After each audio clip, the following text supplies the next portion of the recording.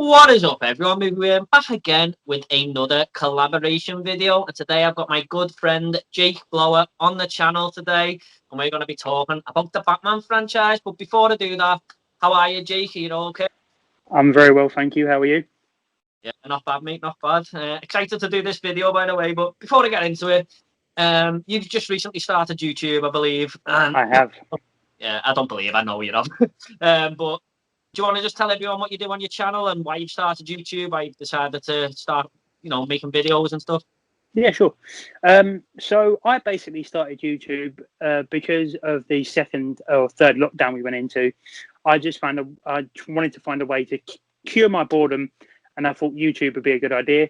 I wanted it because I was annoying my family so much talking about movies and stuff like that. So I thought I'd bore everyone else talking about them, Yeah. and I just love talking about movies and showing people what I have and ranking movies. I just find it so fascinating.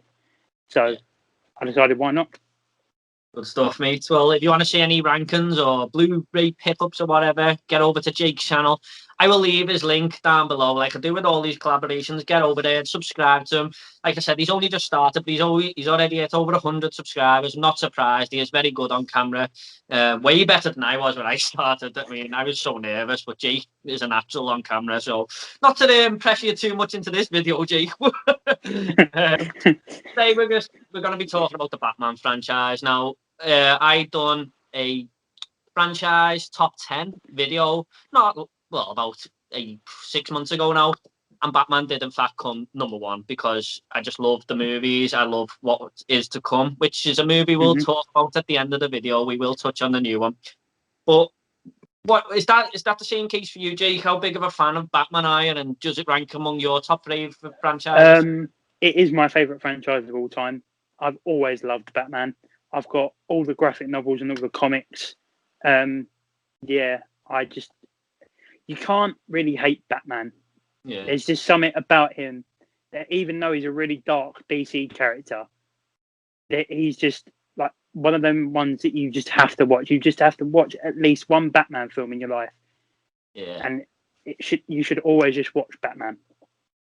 I agree, mate. I mean, a lot of people love Batman because of the villains as well. I mean, there's a lot of great villains out there. But what I do like about Batman, the character himself, is he's he's sort of a superhero. I mean, he is, but he hasn't got any superpowers, has he? So that makes him, he's always he's sort of the underdog out there. If you include Superman and all the other superheroes out there, he's got no powers. So he's kind of one you can relate to a little bit more, I think, just because of that. I mean, he's got a lot of money, which helps. Bruce Wayne, hasn't he? But so we're going to be talking about each film today, and I think there's 11. I can't remember how many movies there is now. I think there's 10 or 11. But we will touch on the animated films just a little bit at the end, because I haven't seen them all. I think, Jake, did you say you've seen all of them? Yes, I've only apart from 3. Right, okay. So we'll touch a little bit on them. I have got a couple of favourites there I'd like to talk about, but we're just going to start with the Batman from the 1960s. Jake, I know that's the only one you haven't seen. Is that right? Yeah, that's true. And well, it's a totally different type of movie, to be honest. But then we'll go into the Tim Burton Batmans, Batman Forever, Batman Batman and Robin, and then we've got the Nolan Batmans, and then we've got Batman, Superman.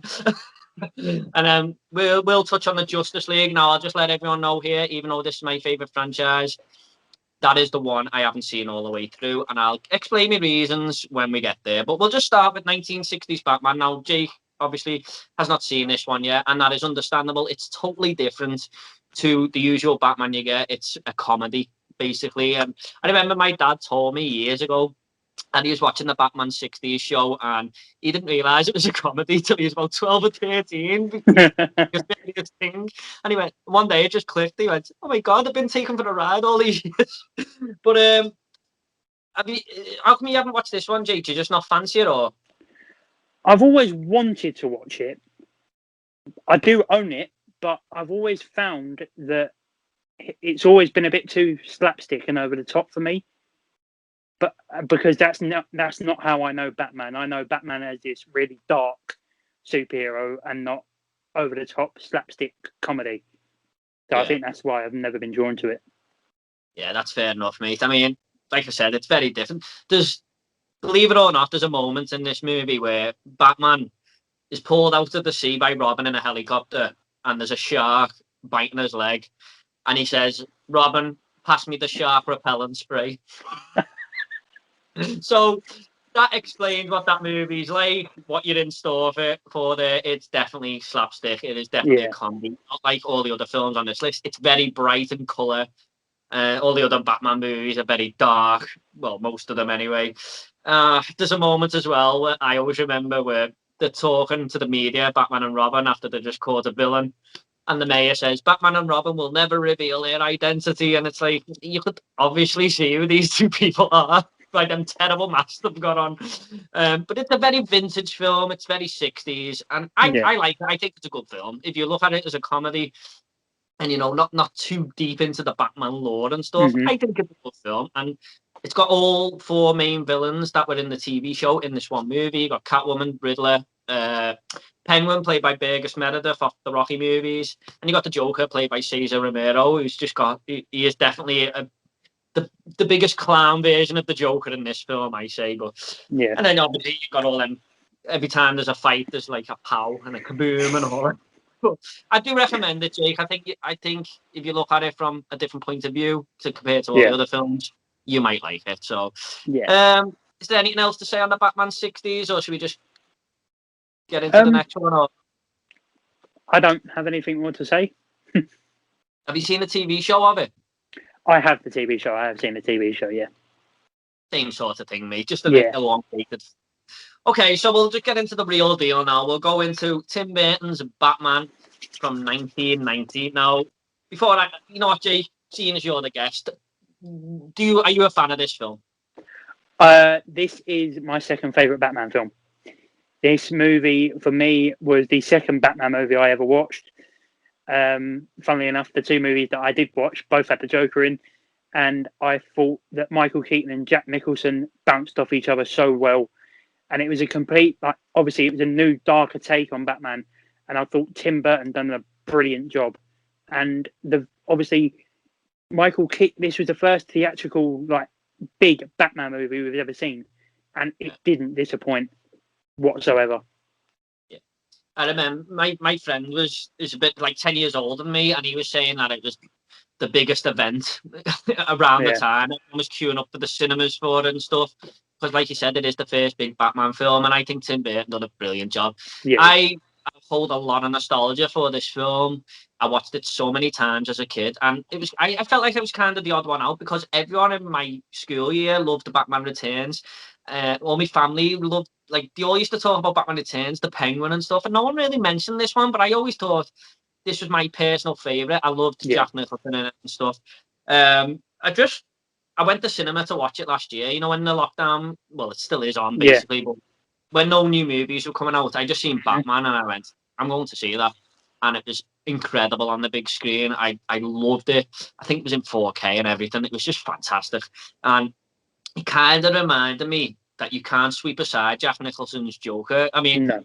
when people say the best Joker, they will either go to Joaquin Phoenix or Heath Ledger, but it reminded me how good he actually is. He's Hmm. fantastic.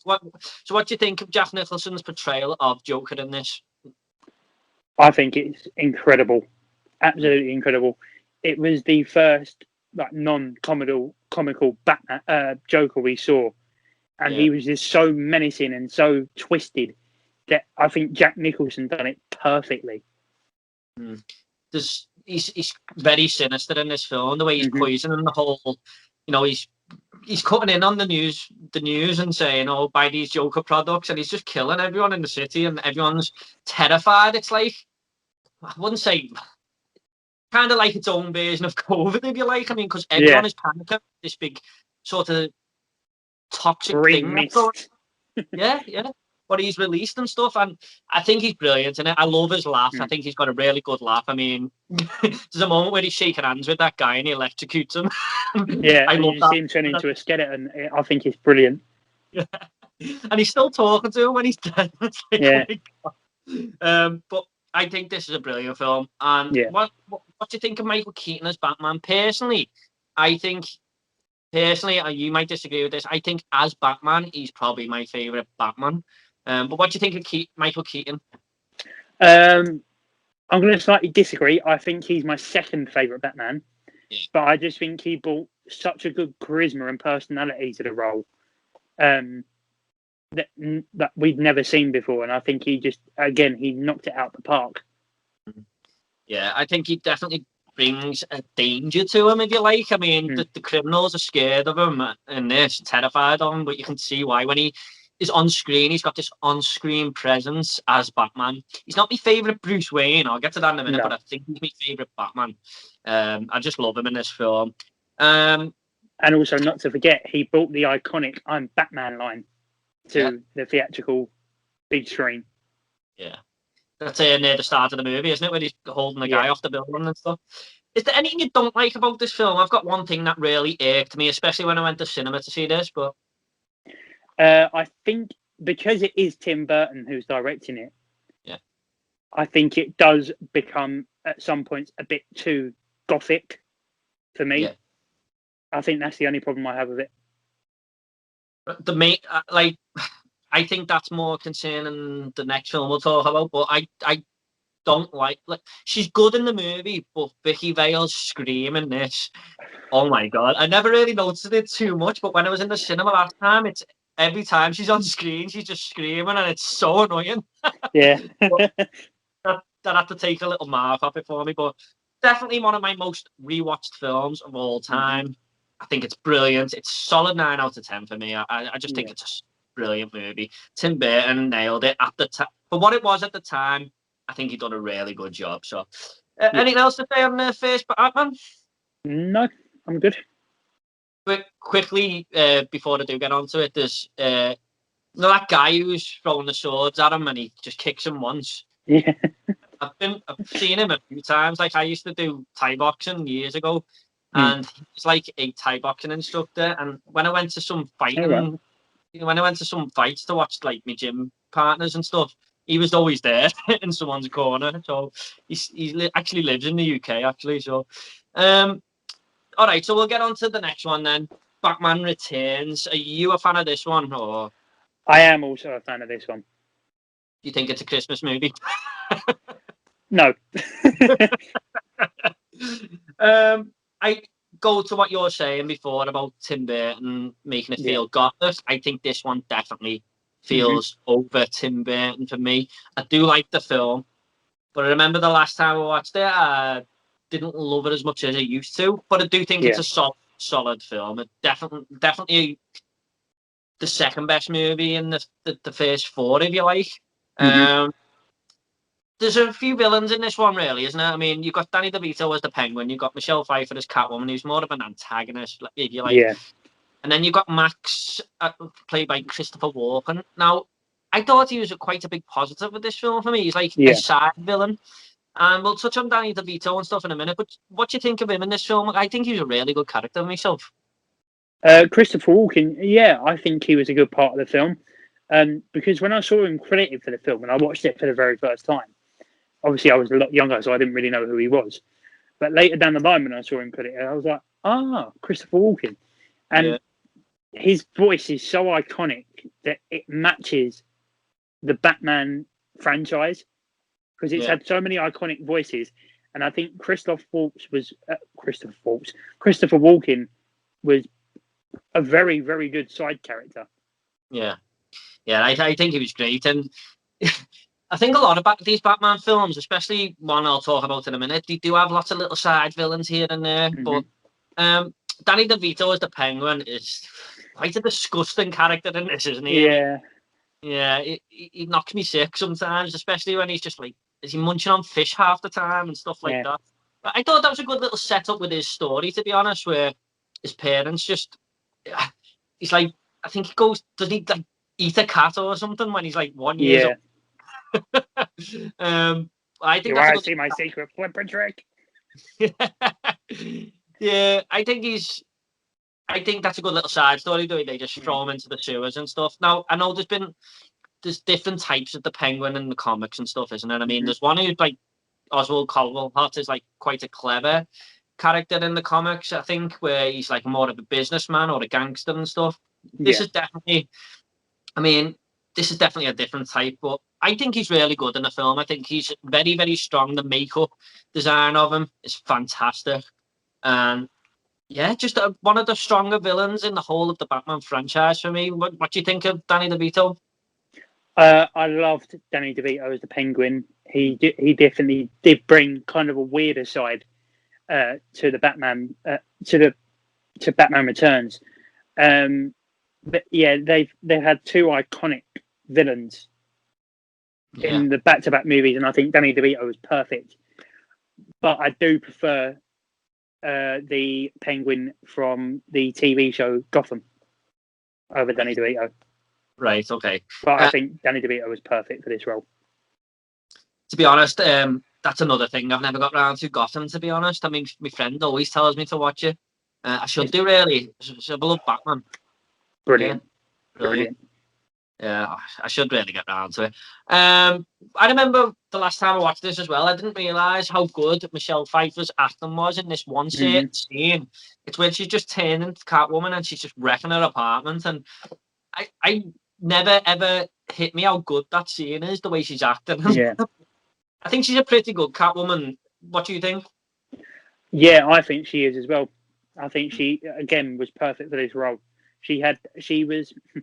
I'm not trying to sound too out there, but back in these days, she was like the sex symbol for that decade, and I think that was the main reason she got this role of Catwoman because of that, and I think she done a brilliant job. Yeah, I think she's fantastic in the movie, and yeah, like you said, a lot of people do like think she was quite hot back then, especially in the Catwoman thing, but I think that's the whole point of Catwoman, isn't it, half the time? But to me, this is a 7 out of 10 film. I do think it's a very good sequel, but like I said, a little bit too over Tim Burton for me. It's definitely got his stamp all over it. I mean, he was given the license here after the first film, and he's just thought, I'm going to put my big spin on this now. But I do like, I like the way it's snowing all the time and stuff. I think that's a really, really good little setting there. And one scene I like as well, with all the circus characters turn up in that big present. I love that bit. But have you got any favourite moments in this film, by the way?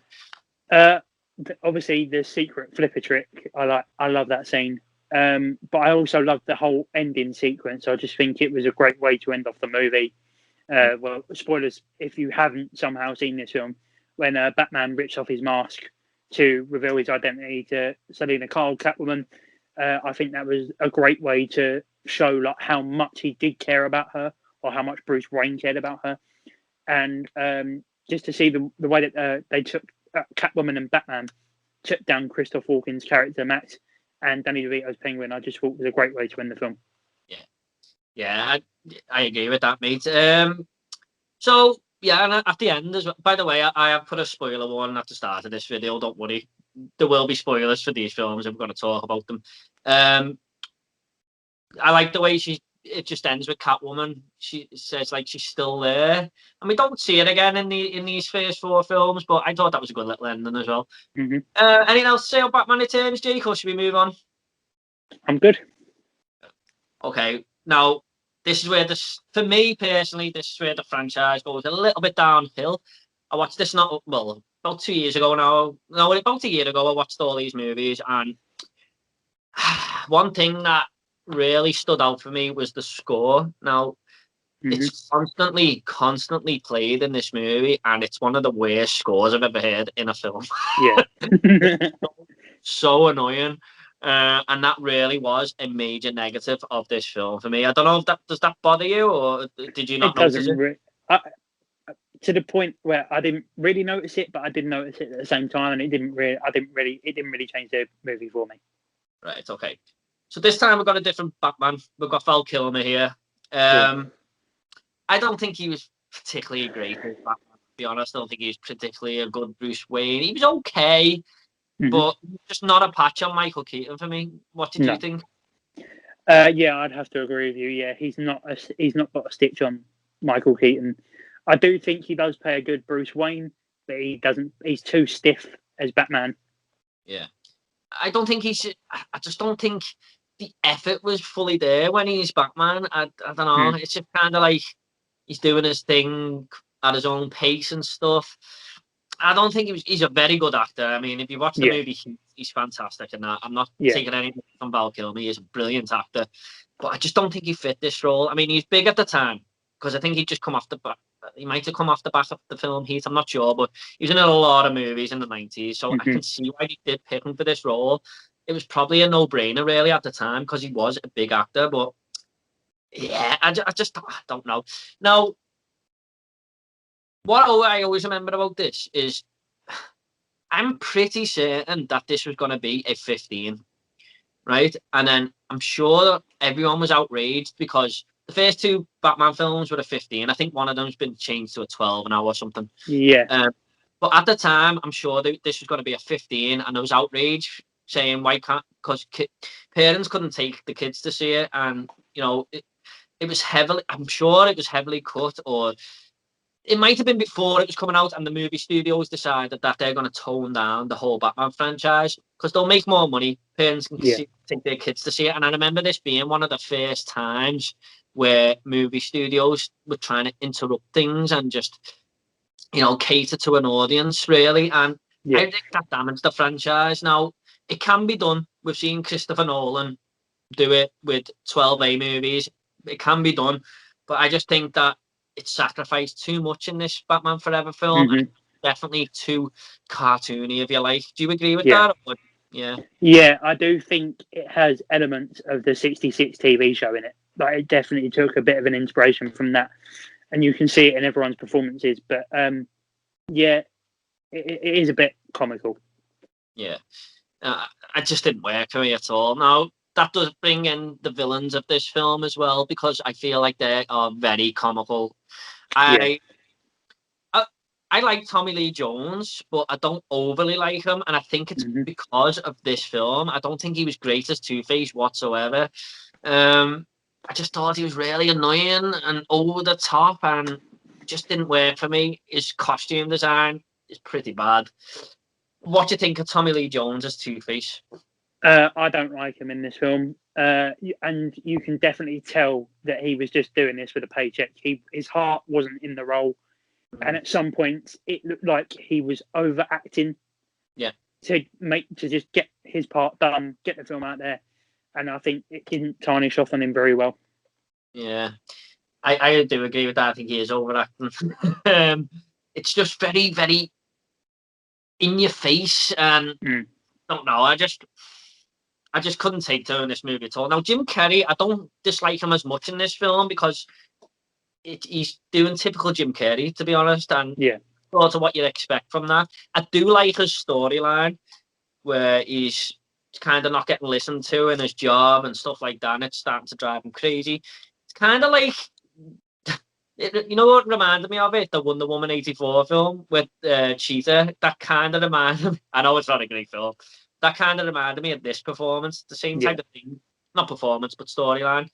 I don't mind Jim Carrey in this, but his outfit's ridiculous. What do you think of Jim Carrey then as the Riddler? Jim Carrey is one of my personal favourite actors, so I thought he was perfect for this role. He played it how Jim Carrey would play this role. Like, he was over the top, but he wasn't too over the top. He was as comical as the Riddler would be, and I just think he done a really good job in this role. Yeah, I mean, the type of movie that it was going for, he fitted it more than anyone, I think. Yeah. I wouldn't say he's one of my favourite villains in the Batman franchise, but I put him about midway. I don't think he done a bad job or whatever, but Two-Face for me just really didn't cut it. Now, they introduced another character into this, which is Robin. So, what did you think of that one? I thought it had a decent storyline with the circus act and stuff. Yeah. But I just don't think. Well, before I get into the next bit, what did you think of Robin in this? I thought he was good enough character. It was a good introduction to bringing Robin into the franchise. I think they've done it a bit too late, personally. But I think Chris O'Donnell's done a good enough job. Yeah. The next thing I wanted to ask you is, do you think a Batman film can work today with Robin in? If it goes dark enough and follows the comics of the certain comics like Batman: Death in the Family and stuff like that, then yes, I do think it can work. But if it goes sort of around the ways of the films like Batman Forever, then no, it really won't work. Yeah, I suppose there is a way, isn't it? I mean, it's going to happen again one day, I think. Yeah. I suppose there is a way, but it just didn't happen for me in this one. I mean, I did like I said, I like the storyline and that, but I don't know.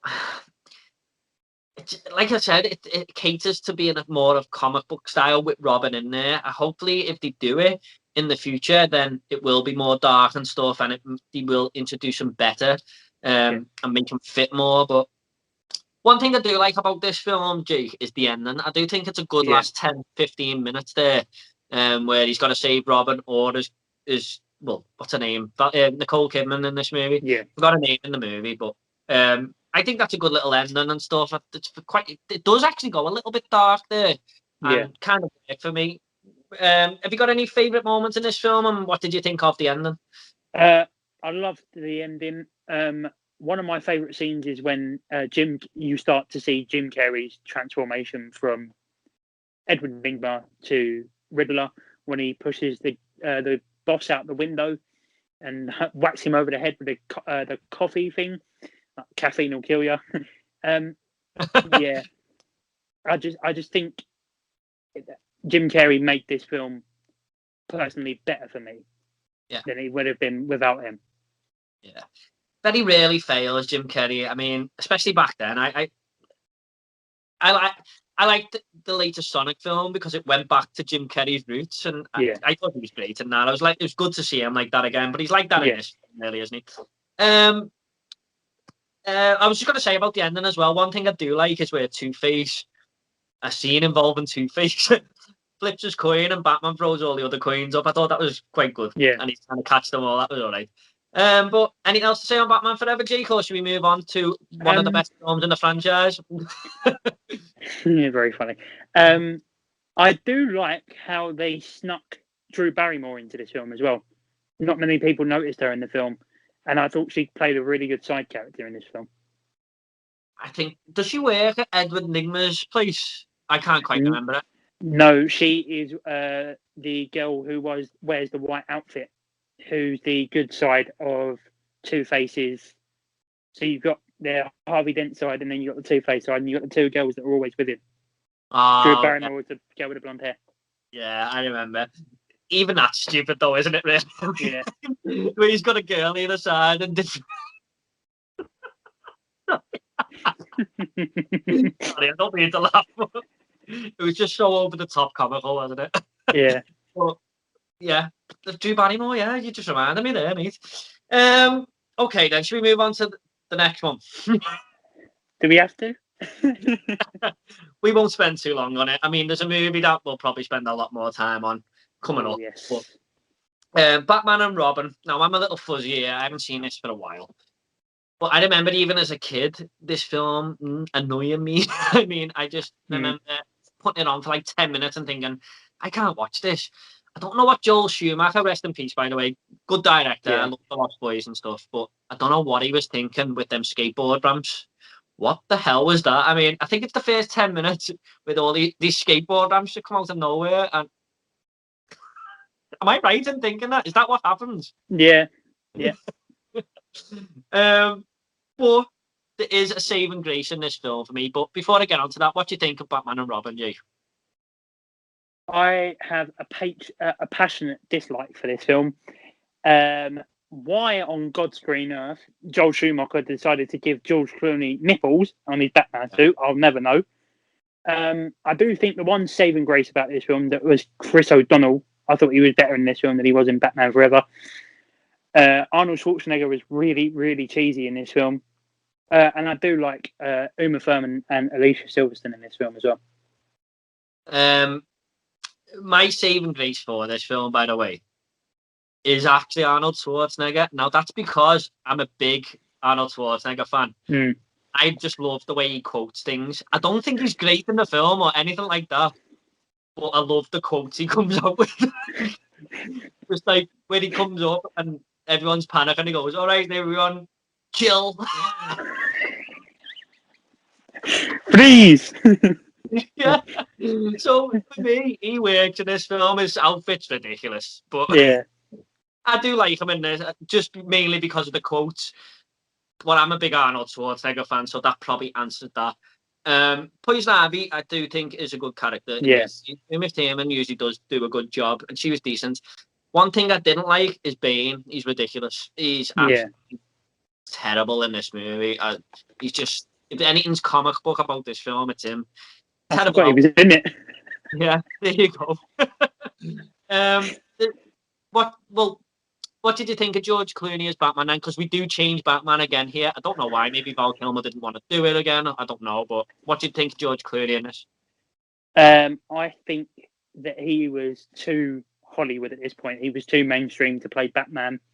And in some ways, I don't want to sound disrespectful here, but I think he was too old to play Batman.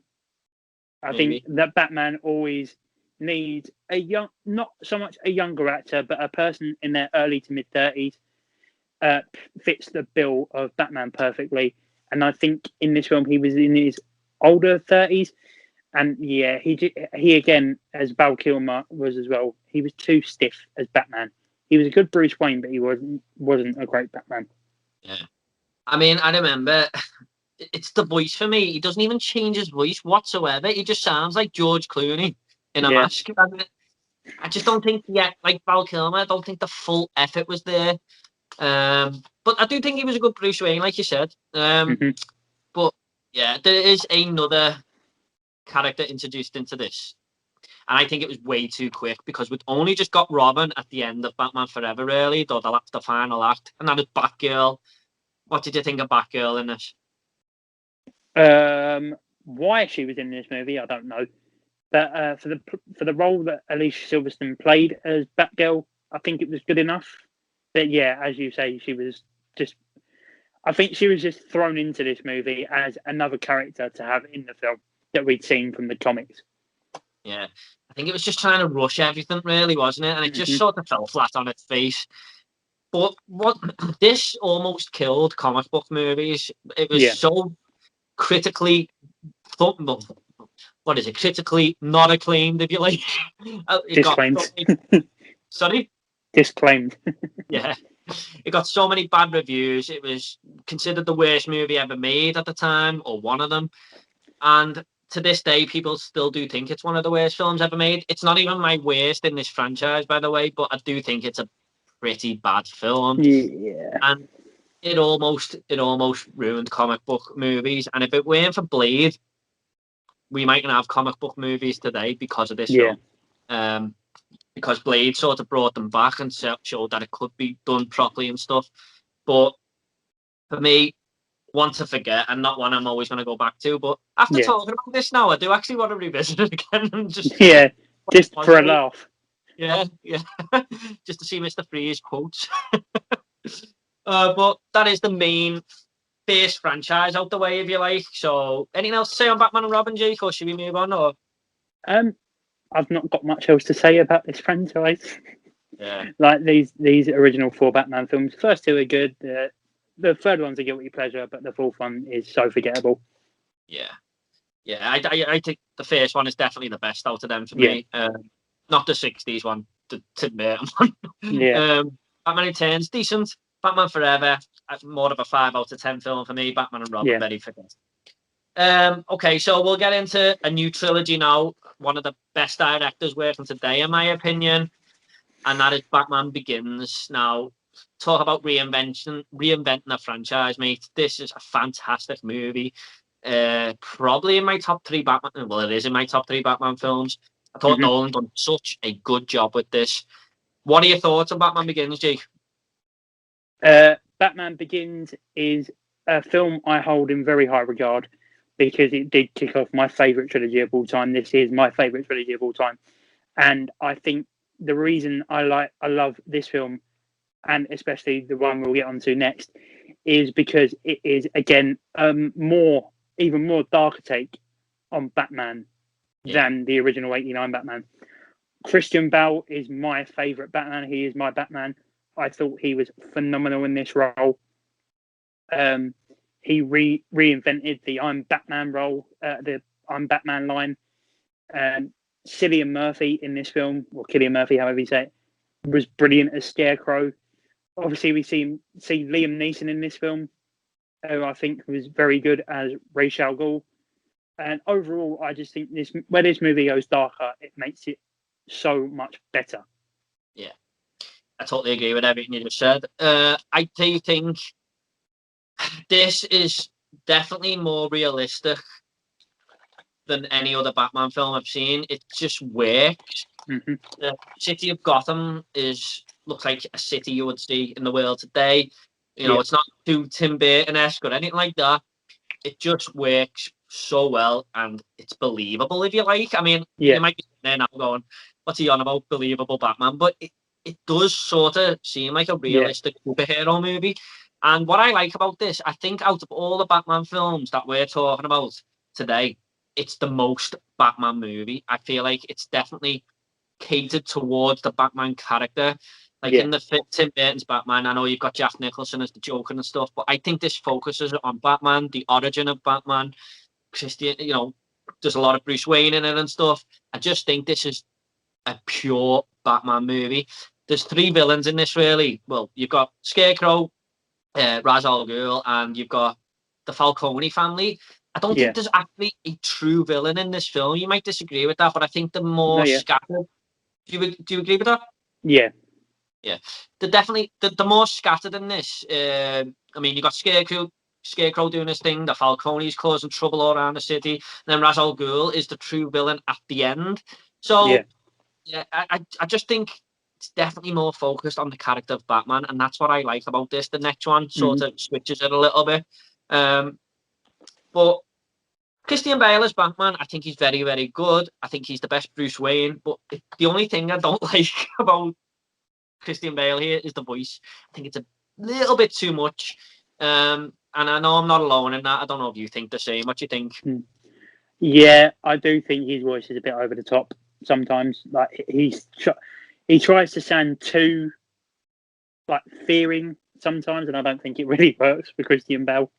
Yeah, I mean sometimes it does work where he pulls him up and goes, "Swear to me," that worked. Yeah. And then there's other times where he's just talking, and it's like, "Where's he been?" And it's like, all right. Christopher Nolan, like I said, really well directed film. Now, there's a moment in this that doesn't sit right with me a little bit, and it is when Ra's al Ghul is on the train and he says, "I don't have to kill you, but I don't have to save you." I feel like Batman sort of breaks his rule a little bit there. He sort of changes his own rule. Do you think that? Yeah, I do think it.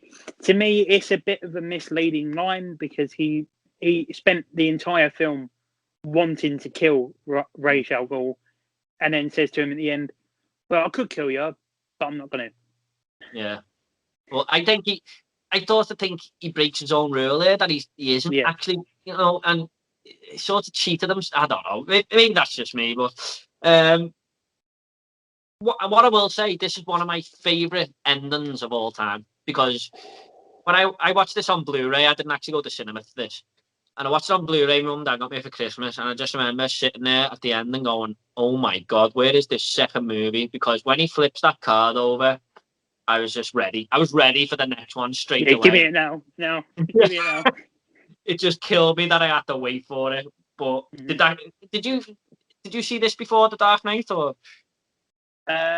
Yes, I did, but I was a lot older when I saw this trilogy because I would have been 4, coming up 5 when the first when Batman Begins come out. So I saw it a lot later in life, and I think that made me appreciate the film a lot more. And when he flipped that card over, I flipped. Yeah. So I was just thinking, did you get the same feeling as I did? Yeah, goosebumps, chills, everything. Yeah. And I'm glad I did. But what I liked about that is I'd just seen a really well done Batman film and I thought, oh my God, he's going to do another one really well done, but with the Joker in, how's this going to work and stuff? But there's a lot of great moments in this movie. And like I said, I love the whole origin story and stuff like that. Is there any moments that stand out for you of Batman Begins? I love the last line in the film when Gordon turns around and says to him, "I never thanked you," and he just looks back at him and says, "And you never will." Yeah. It's just a great ending to the film. I love the scene between Cillian Murphy and the Falcone family, the head of the Falcone, when he's in the asylum in the investigation room, and he says to him, "Would you like to see my mask?" And he puts the mask on. It just terrifies me every time. But yeah, this film has so many great scenes, and I could talk about it for hours. And all round, this movie is just so great. Yeah. It's a brilliant film. It really is. It really did set up the franchise. Sorry, the new trilogy. But one of Christopher Nolan's best movies as well, and he's made some great films. I think it's one of his best. But should we get on to the next one then, Jake? Yes, please. All right, we're going to talk about the third in the no, I'm only joking. Right, we're going to talk about The Dark Knight, obviously. One of the best films ever made. It's in my top 10 films of all time. I do think it's a 10 out of 10, and I don't give many films a 10 out of 10. I could talk about this all day, mate. I wouldn't even know where to start with this. So I wrote a few things down here, but there's just so many great moments. Yeah. What are your thoughts on The Dark Knight, mate? Well, if you haven't been to my channel before, people watching this, then none of you will know this, but The Dark Knight is my favourite movie of all time. I think this movie is an absolute masterpiece, and I could talk about this movie for days and hours on end. And I just think it was the best cinema experience I've ever had, and it's such a brilliant movie that you can't sometimes describe how good it is to people. I agree. It's the best cinema experience I've ever had. I remember it like it was yesterday, mate. It was coming out on a Friday, and I went to get my tickets a couple of weeks early because you couldn't really get them online, and I got me to wait for them. Yeah, and I got my ticket, and it said Thursday, the premiere or whatever, and I was like, "Oh my god, I'm going a day early! How amazing is this?" It was just unbelievable. I will never ever forget the opening scene at the cinema. It's one of the best openings to a film. When the window busts. What's that, mate? When the window just explodes. Yeah.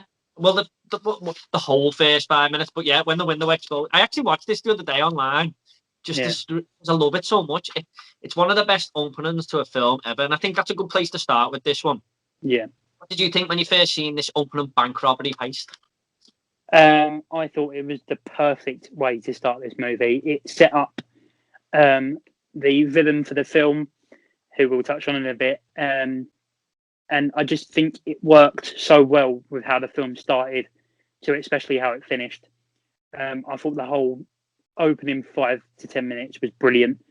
Yeah.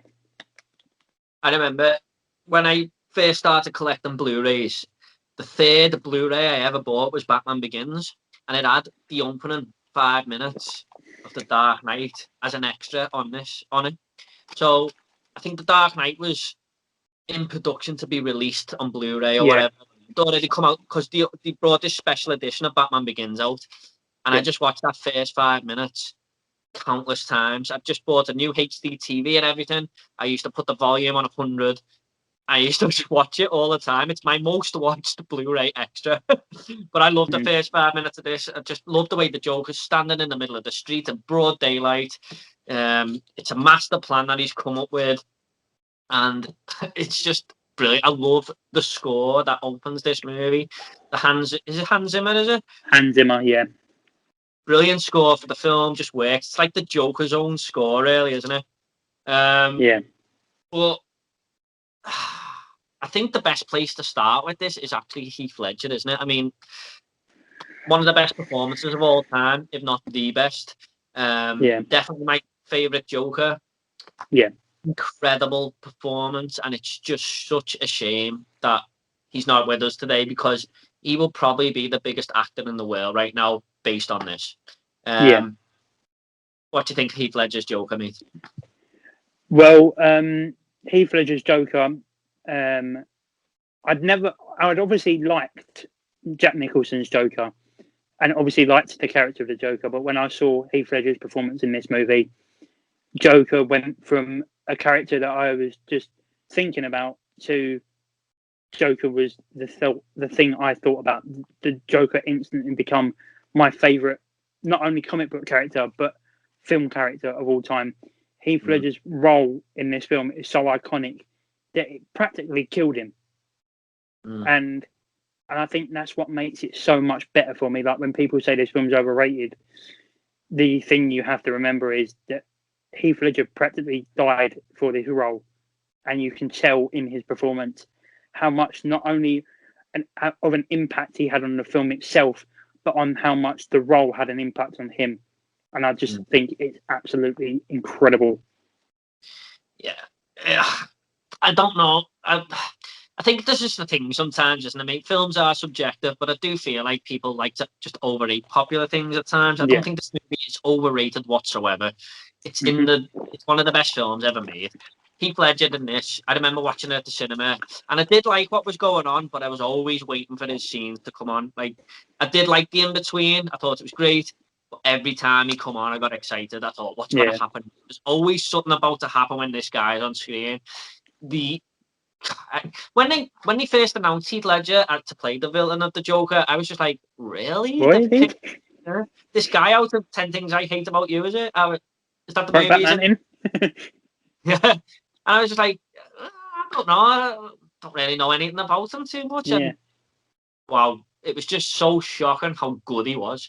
It was incredible, mate. Absolutely incredible. He is. I could just go on all day about how good he is in this movie. I love the scene where they're in the jail cell, him and Batman. That's like the two nemesises facing off against each other and stuff. It's just brilliant dialogue and everything. One scene I did like with Heath Ledger as well, where he puts the pencil on the table and he slams that guy's his eye through the pencil. The whole cinema just went, whoa! Ta-da! And it's magic. There you go, yeah. But just brilliant, mate. Just brilliant. Do you think this is more, if the first Batman Begins is a Batman movie, this is definitely even leaning more toward a Joker film? Do you feel the same? Yeah.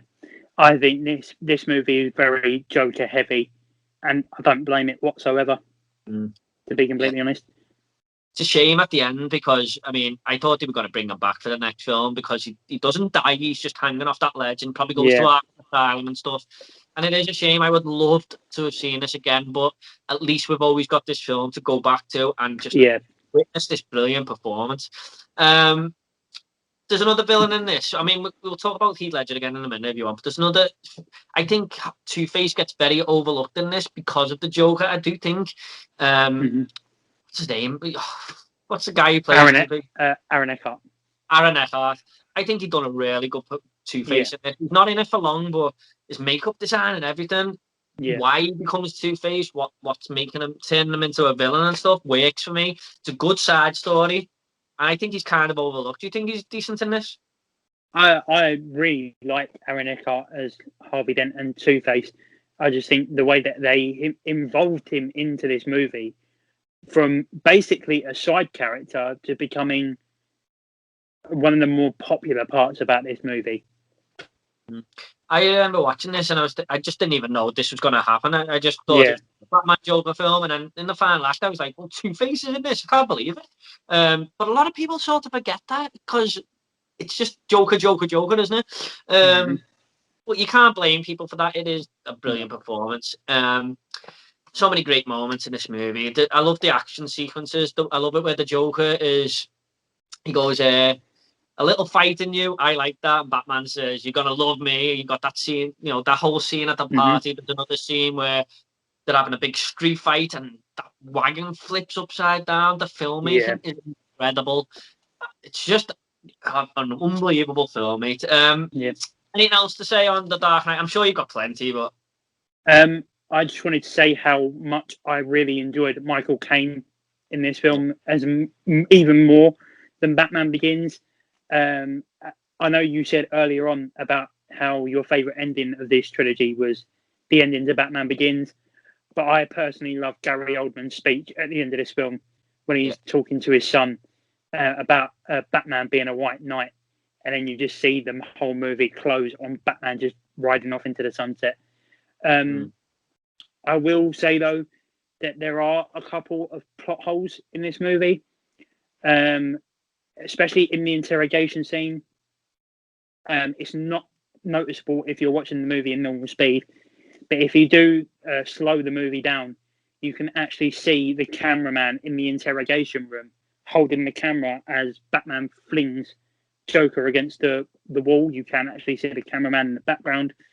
And also, it's so hard to notice, but when in the opening scene, when you see Heath Ledger standing there waiting to be picked up by the car, if you look off into the distance, there's a poster on the wall. I see a YouTube video of someone zooming into that poster, and it's actually an advertisement for Spider-Man 3. All right. So they're incorporating. So Christopher Nolan is incorporating not only other villains into this film, but other franchises. They're the only two problems I have with this film. There are some noticeable things about this film that don't work, but overall, this film is a masterpiece. Yeah, to be honest, Jake, I didn't even know all that, but I haven't got one negative about this movie. I just can't pick anything that I don't like about it. I think the whole cast is perfect. One of the best assembled casts ever, to be honest. There's a lot of good actors in here, actresses. I think Maggie Gyllenhaal. I did prefer Rachel from the first one, which is played by Katie Holmes. Katie Holmes. I'm losing my memory going older here. I do think Maggie Gyllenhaal's okay. I do prefer Katie Holmes though. Apart from that, I haven't got a problem with it. I think Katie Holmes might regret the days that she didn't come to this movie. I think she done it for another. She declined for another film that is just never heard of. I can't remember the name of it. That's how unheard of that film is.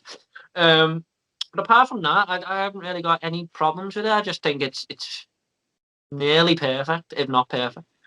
And also, in the interrogation scene, where Batman is hitting Joker, the reason that scene looked so real is because Heath Ledger actually asked Christian Bale to physically hit him in that scene to make it more of an effect to the scene. And I think that's what made his role even more perfect. Yeah, I mean, if you look back to Two-Face and the villains we were talking about before, Tommy Lee Jones is in and stuff. Even George Clooney as Batman, you can tell that they're just not dedicated. But this guy put his whole life into this role. He really did. He just so dedicated to it. I mean, I think he locked himself in a hotel for 3 months just to get the laugh right and stuff, and his voice and stuff. Just shows you that he method acted for this film. He was so appreciative of getting this role. It's just it really is the perfect performance. There was another bit I wanted to talk about there. But there's a bit where that scene where he walks in and puts the pencil through the guy's the eye. I just love it where he goes, I know the squealers when I see them, and the guy just turns the TV off. But just a brilliant movie, brilliant performance. This is my most watched movie. I've watched this movie about 70 times. Well, I've seen it a good 15 to 20 myself, but 70, that's some going, mate. So should we get on to the next one, or is there anything else you want to say in The Dark Knight? I know it's horrible to leave it and go on to the next one. The next one's not a bad movie. Anything else to say in The Dark Knight, G? No, I'm good. Rant over. It's weird, this franchise, because it holds one of my worst films of all time, which we haven't spoke about yet, but it's also got one of my best of all time, which is The Dark. So The Dark Knight Rises, this is another movie I went to see at the cinema. I do remember walking out feeling a little bit underwhelmed, but it was always going to be hard to top that second one. But I don't think it's as good, but it's still a decent movie. It's a 8.5 out of 10 for me. I do like it, but it's got some problems. But what's your thoughts on The Dark Knight Rises? As you say, it was always going to be hard for Christopher Nolan to top even his own film, let alone for the film itself and everyone else's performances to top The Dark Knight. I think, again, the introduction of Anne Hathaway as Catwoman was really good. I obviously love Tom Hardy as Bane. I think he was brilliant in this role. Christian Bale was still good as ever as Batman, and Michael Caine is, or as always, is good in all of these films that he's done. So. Yeah, the problem with this film for me is it overcomplicates itself. I feel it tries to be a little bit too ambitious when it didn't really have to be. There's a lot going on. It's hard to really follow at times. Yeah. I mean, I remember the first time I watched it, I was a little bit lost. Second time I watched it, I got it, and then I didn't watch it till many years later, and I was getting lost again. I was like, yeah, what's going on? But I just think it's a very complicated film at times. I mean, yeah. I don't know. Do you think that, or is that just me? I do agree. Yeah, I think it does get a bit overcomplicated, but I think, yeah, I just do think this film gets a bit overcomplicated sometimes, but it does get overlooked at the same time. Not like Nolan to overcomplicate any films now, is it? Yeah. But yeah, like you said, great cast once again. I do like Bane as, Tom Hardy as Bane. I do think he's a very good character. I do think Nolan could have adjusted his voice a little bit. There's times where I need the subtitles on at times. Tom Hardy still gives a brilliant performance off. This is another one that's got a really good opening scene. I don't think it's as good as The Dark Knight, but it's definitely more ambitious the way it's all happening in two planes in the sky and stuff. I thought that was a really good way to open the movie. I loved the other scene where I think they escape on a load of motorbikes and stuff. Yeah. And that's brilliant, that part of the movie. Probably my favourite part of the whole film, to be honest. But this goes back to the comics, doesn't it? I mean, where you got Bane breaking Batman's back and stuff. Yeah. And he's stuck down that well. I liked all that. What did you think of that? It's kind of like the origin, not the origin story, but it's Batman going back to his roots to find himself again. Yeah. I also do think in this film that it, as you said, it sort of adopts the comics a bit more. And I know that ultimately the Joker is Batman's ultimate villain. But if you look at it in this film, it looks more to the part where Bane was his ultimate test in this film, and that's what the film done for the character of Bane and Batman. But it was Batman's ultimate test to overcome Bane, and he did it, and it did work really well. Yeah, I mean, like if the Joker's a big threat to the city of Gotham, Bane's more of a threat to actually Batman in this movie. I feel. But yeah, I remember thinking he's in trouble here with this guy, like, because he's so powerful, Bane, isn't he? And just this monster of a man. Now, one thing I don't like about this film, apart from it being overcomplicated, is Bane's death. I walked out at the cinema and said to me mate, "What happened to Bane?" I couldn't even remember what the hell happened to him, and it's blink and you miss it. That is one of the worst movie deaths I think I've ever seen. Do you agree? I don't think Bane's death was as bad as Talia al Ghul's. That was very overacted when she's sitting in the truck and she sort of she's breathing so heavily and then she just nods her head and she's gone. She's just gone. Like, it's so overacted. But yeah, I do completely agree what you mean with Bane's death. If you blink, you will miss his death.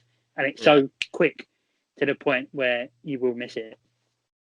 It's almost like they just got it out the way to get the 12A rating, maybe. I don't know. It was so weird. That is a weird moment.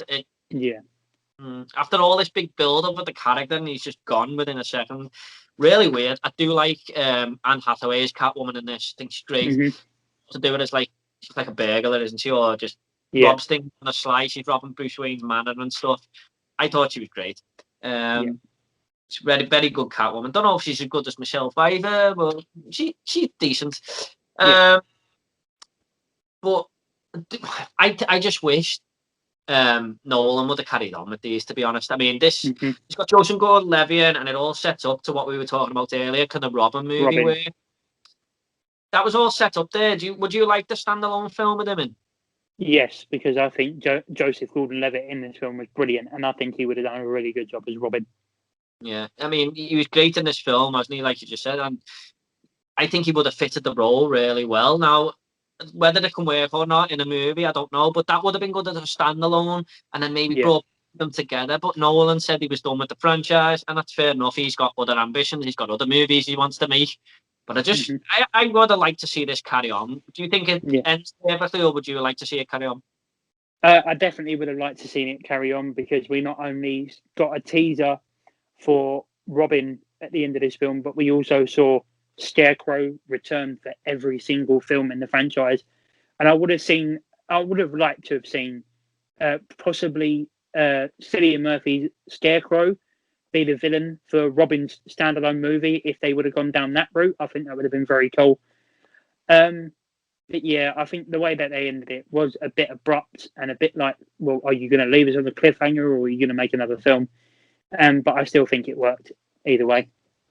Yeah, it's kind of like he didn't know what to do. Like, he ends one story, begins another, but then we never got anything. But I do think it's the weakest out of the trilogy, but not a bad movie overall. No. Definitely one of the best trilogies ever made. I do agree with that. For me, it's The Lord of the Rings, but this is probably second. Yeah. Yeah. Anything else to say on The Dark Knight Rises, Chief? I think it was the best way that Christopher Nolan could end the trilogy. Obviously, you had the first one, which was good, the second one, which was great, and then like the best, and then you had the third one that was not great, but not the worst by far. And I do think that Morgan Freeman was brilliant in all three of these films. I think he was a brilliant side character.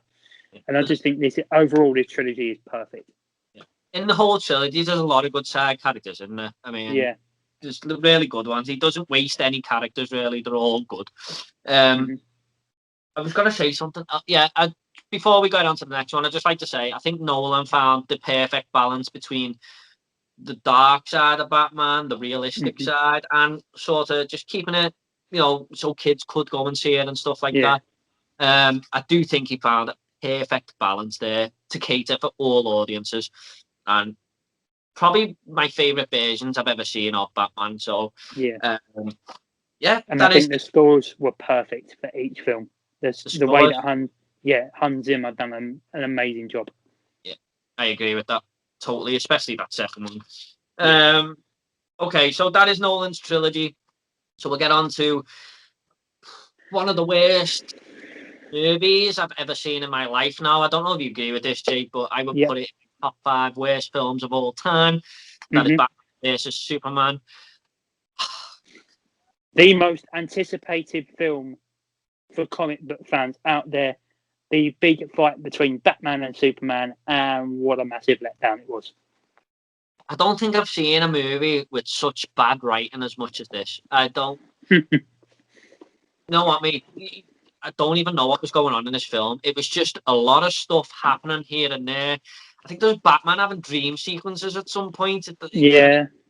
People with a gun.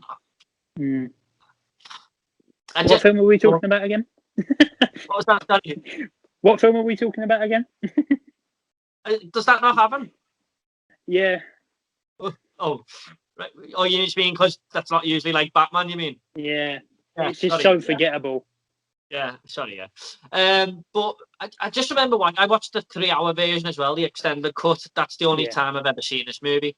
And I just remember hating every second of it, mate. I just hated it. What the hell was that stupid big monster at the end? I think Ben Affleck was okay. He was probably better than George Clooney and Val Kilmer, in my opinion. Yeah. He was probably a little bit of a saving grace. Wonder Woman, I do like Gal Gadot as Wonder Woman, and I thought she was okay in this. Definitely a lot too much happening over there, and Superman, that big thing they're fighting at the end. I can't even remember what it is. Jesse Eisenberg in this, didn't like him as Lex Luthor. I just think it's a total mess of a film and so forgettable. I'd honestly give this a 1 out of 10. Yeah, I'd probably have to agree with you. I do think the one saving grace about this film was Henry Cavill. I think he's always good as Superman. But this wasn't as much of a Batman versus Superman film. This was more like Optimus Prime versus Superman, because Batman's practically turned into a robot in this film. Ben Affleck's voice is awful. He sounds more like a robot than he does a human. the whole fight sequence where they fight for about half an hour and look like they want to physically kill each other, and then 5 seconds later it's like, let's be best friends, let's build a team. Yeah, the special effects in this are so bad. The CGI was so over the top as well. Yeah. It was terrible. I've seen better movies in the 80s than this. It was just, I just don't think it's a good film, mate. It was painful to watch. It really was. I just hated it. It could have been so much better. I think DC were just rushing out this to catch up with Marvel and stuff and just getting it all out there when they should have. They really could have made something of themselves if they just took their time. Because they've got so many great names under the belt there that they could have done so much with, and they just wanted to catch up with Marvel and go, here's everything right now in this film. Didn't work. It was so rushed. I just hated it, mate. Is there anything else to say on Batman vs Superman, Jake? Or? I definitely think, from mine and Jordan's perspective, we are both massive Batman fans, and to me, this basically spits in the face of any Batman film that's been made in the past. I do think that Ben Affleck was a good Batman, but this to me ruins the Batman franchise. It sticks out like a sore thumb. Yeah, and we'll just get on to the next one now, because I've not seen the whole movie because of Batman vs Superman. I was so put off to watch this, and I don't really know too much about it, mate. What's your thoughts on Justice League? I again think it's one of the worst movies I've ever seen. It's 2.5 hours of a CGI mess. I do think some of the characters are good in it. I think Ben Affleck is still good as Batman. Henry Cavill is still good as Superman. Gal Gadot is still good as Wonder Woman. But yeah, it's just an over-the-top CGI mess. We do get the Snyder Cut in, I think, 2 weeks, is it? Yeah, I think it's towards the end of March, isn't it? Yeah, I'm hoping that it will do some, pardon the pun, justice to this film. But 4 hours of this film rather than 2, I don't think the Snyder Cut can make this film any worse than it can be already. Is it worse than Batman vs Superman? Probably not, but it's on par. Right. I'm debating whether to just watch this because of the Zack Snyder cut coming out, but I feel like I'd just be watching it because everyone else is. I have no interest in watching this Zack Snyder cut. And I really should for my channel and stuff, but I don't think I can bring myself to do it, mate. I've heard so many bad things about this, and like I said, I was so put off with that one. Do you think this Zack Snyder cut is going to be much different? I mean, obviously it's going to be with the extra hours and stuff, but do you think you're going to get sort of the same repetitive film, but just with added things in, or do you think it's going to be a totally different experience? I do think it will be completely different. I think it will be less CGI, more like normal, no over-the-top CGI mess. I do like the aspect that we will see more of the Flash and hopefully more of Cyborg in this film. But I do think that the one aspect that does make me look forward to this film is that I do hope we get some justice towards Jared Leto's Joker, because he is probably the worst Joker of all time, but he didn't have much of a chance in Suicide Squad, and I do hope he can redeem himself in this film. Yeah, he wasn't in that movie for much, really, the Suicide Squad. So, yeah, I think maybe he will get some redemption back here. A lot of people don't like the images and stuff that's been released, but I think he looks kind of decent. I don't know. Yeah. But I'm hoping he can a little bit. I hope people do appreciate his performance a little bit more here, because he is a good actor, Jared Leto. Seen him in a lot of good movies, American Psycho and stuff. He's a good actor. I wasn't surprised when they picked him to be the Joker, to be honest, because he was kind of in his prime there. But I don't know. I'm gonna have to make a decision whether to. Do you think if I watch this that I should watch Justice League or just wait for the Snyder Cut, or do you think I should watch both? I'd personally say watch both. But if you don't want to watch the Justice League we have now, then I'd definitely go for the Snyder Cut, because people have waited like literally almost 3 to 4 years for this version of Zack Snyder's Justice League to come out. And I think that if it does disappoint and is somewhere near as bad as the one we have, this is going to be probably the most hated movie of all time. I don't. I thought this started off as a joke when people were asking for the Snyder Cut. I just thought it was a stupid little meme that someone put out there, and it wasn't going to be taken too serious. But apparently, this has cost millions and millions to make. Yeah, I think Zack Snyder's put about 20 million of his own money into this film, and I don't think he's getting any profit back off it. That just shows you then, doesn't it? He's serious about it. I hope it works out. I mean, if it gets a lot of good reviews and stuff, I might just get round to it. But I don't know. I've got a decision to make in the next week or two, I think. I mean, as a movie fan, I probably should watch it. But I was just so pained by Batman vs Superman that I just hardly got any interest whatsoever. And especially with this new one being 4 hours long. Very important. I know you can watch it in parts, I believe. I think it's getting every hour or something on HBO. It is anyway. So anything else to say on Justice League, Jake, or Batman vs Superman, or if we thought 2 hours was bad enough for the first Justice League, Zack Snyder hates us even more, and he's giving us an extra 2 hours. Okay, well, it is light at the end of the tunnel because we do have a new Batman movie in the horizon, or on the horizon, should I say? Now, when I watched the trailer for this, I don't know about you, mate, but I was absolutely blown away. I thought one of the best trailers I've ever seen. I was so hyped. I think this is definitely going to work. What do you think? As you say, from the trailer gave me instant hope for this film. I think the action sequences in this film are going to be incredible. I really, really do hope, for Robert Pattinson's sake, he is a good Batman. I do think he will be.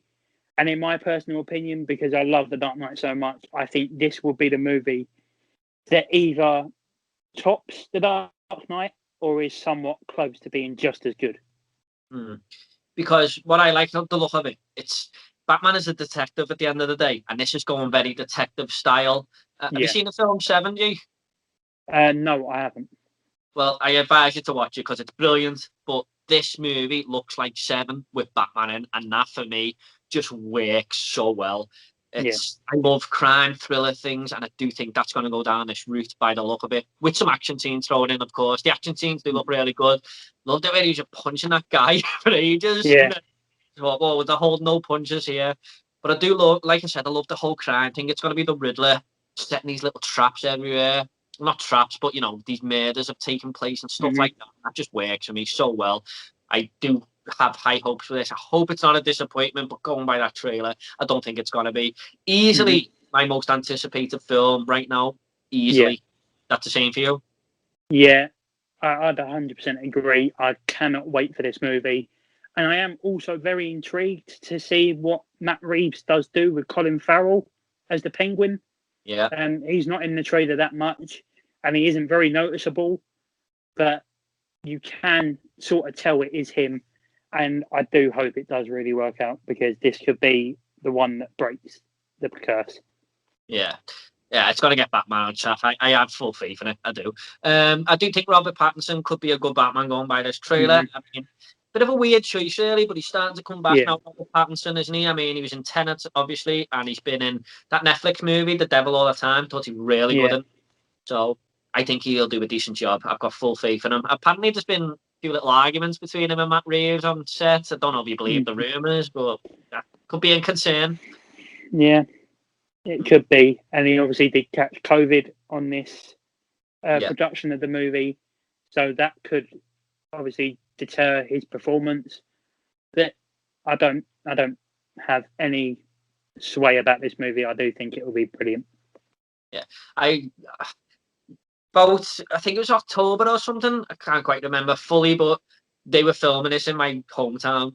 I don't know if you've seen me pictures on Instagram and stuff, but I was up close and personal next to the Gotham City Police Department cars, the Gotham bus and stuff, and it was just surreal. I was like, oh my God. And I know it was only like a location. I didn't see any of the actors or anything, because every time they showed up, I seemed to be in work. But just so good being so close to it. And I did actually see how much cast and crew are involved, because if you went around the back of the city hall there was like 150 vans just with cameras, crews and stuff like that. It just hit me how much work actually goes into a movie. They set up this like event that was happening. It was all cornered off, but they were setting it up, and it took 12 hours to set up, and all it was for 1 minute of film. So it just shows you that this is a massive movie. Can't wait for it. But yeah, the guy who's playing the Riddler, I'm sure it's Paul Dano. Sorry, what's his name, mate? Paul Dano. Paul Dano. I think he's in There Will Be Blood. Have you seen that movie? Yeah, yes, he's brilliant. He's brilliant, so I think he'll be a really good Riddler. I haven't seen him in a while, but I think he'll do a good job here as the villain. What do you think of the Riddler being a villain in this and being a much darker one than Jim Carrey? By the look of the movie, I think it's going to work. I do think we have been anticipating a more darker side to the Riddler, and I do think Paul Dano will work. And I am also really, really intrigued to see what they do with Andy Serkis as Alfred. Yeah. And of course, like you said, we've got Colin Farrell as the Penguin as well. So there are quite a few characters in there. Hope it all works out. I'm sure it will. We'll just touch on anything else to say on that new one, Jake? Or hello?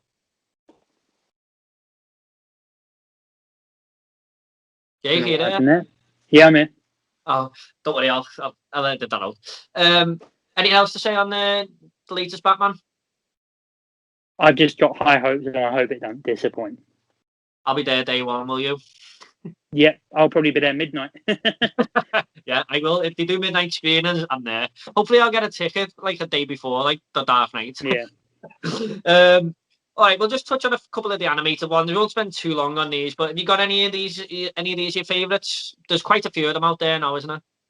Yeah. I like the crossovers between obviously Batman and the Joker, Batman the Killing Joke.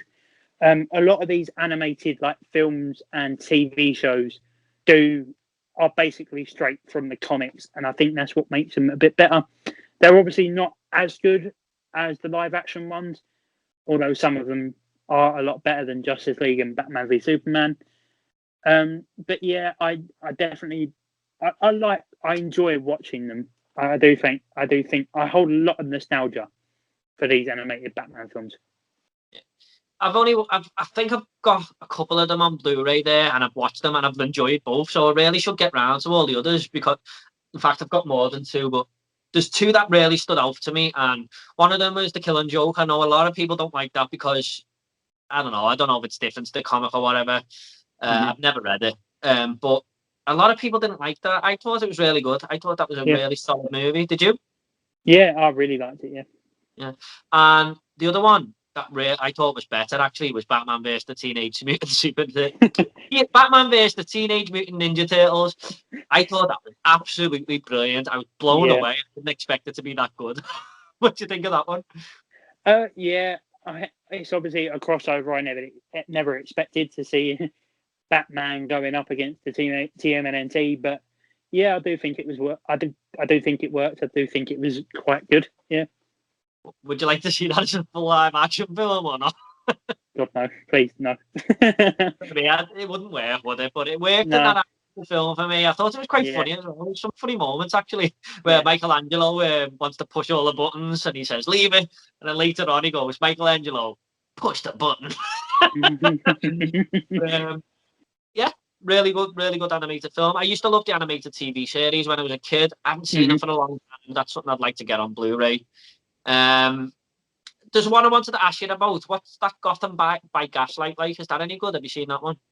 That is one of probably my favourite of the animated films. It goes back to I think it's 1860, around that time, like the older Victorian times, where Batman is more of a detective. It goes back to like the roots of the detective comics, and it also brings Catwoman into it as well, and she's almost like a side detective, like his partner. And it's really quirky, but it does really work, and I do think it is a good, cool new aspect on the animated films. Does he go back in time or something there, or is it just Batman taking place in that year? No, it's Batman set in Victorian times. Yeah, I know, but in that movie, so it's actually Batman. If Batman existed back then, is that what it is? Yeah. It was if Batman existed in Victorian times, that's what it would have been like. Okay. Anything else to say in the animated films, Jake? They're the only two I can comment on, really. But... there are a lot that I have that I've not seen, but it is something I do want to get around to seeing. But the things that I hold in high regard are the original animated series from 1992 and the follow-up animated series are two phenomenal pieces of Batman. If you have never seen them and you are a diehard Batman fan, they are definitely something you should watch. I do remember watching them as a kid, but my memory is a bit vague. I do want to get them on Blu-ray. I'd love to go through all them again, but I did really enjoy them as a kid. Yeah. Is that the one with Mark Hamill as the Joker in? Is that more the movie? Yeah? No, that is the animated series is where they've officially brought in Mark Hamill as the Joker. I've heard he mightn't be doing it anymore because it's killing his voice off, like doing this laugh all the time. I've heard he wants to quit it now, but I don't know. So is that it? That it for the animated movies, G? That is it. Yeah. Okay, everyone. I think we've gone through virtually every film there and the animated series, and we've even touched on the new one. Hope you all enjoyed this podcast type video. I certainly did. Jake, did you have a good time? This is something I've wanted to talk about for a long time, and I always enjoy talking about Batman. Good stuff, mate. We'll get you on again at some point. We can do another different franchise or talk about movies in general, whatever. If you all want to leave a comment about Batman or, our little collab here, feel free. I'll reply to every single one of you. Don't forget to get over to Jake's channel, subscribe to him, give him some support. His videos are great. He does all different type of things on there. And he's new to the YouTube community. Well, I don't know, about a month or two you've been going now, Jake, is it? Just over a month, yeah. Just over a month. So get over there, give him some support. He appears on a lot of live streams as well now. And hopefully we could do a live stream together, Jake. That'd be great. Yeah, that would be brilliant. Yeah. Okay, everyone. Thanks so much for watching this video. I know it's an hour and 25 minutes nearly, but it flies by, I think. Yeah. Anything else to say, Jake, before we go? Or? No, I just really appreciate you having me on to the channel. I've wanted to do it for a really long time, and especially to do it on Batman. I think it was perfect. So thank you. No worries, mate. Welcome very much. Thanks so much, everyone. If you want to watch any more guest collaborations, they will be down below, the playlist to them. And yeah, leave your comments. Thanks so much, everyone. Take it all easy. See you all in the next video. See you later. Bye-bye.